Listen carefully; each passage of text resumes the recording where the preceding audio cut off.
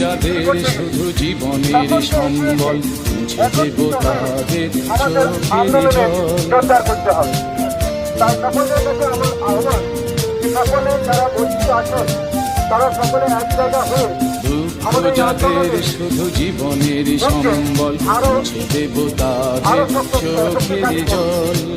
তাহলে হয় এই জাতির আর হবে মন থেকে পাপকে দূরে হানো, ক্ষমা করে পাপীকে বুকে টানো। সকলে একত্রিত হয়ে এই লড়াইয়ের ময়দানে লড়াইকে স্বাস্থ্য করে মন থেকে পাপকে দূরে হানো, ক্ষমা করে পাপীকে বুকে টানো।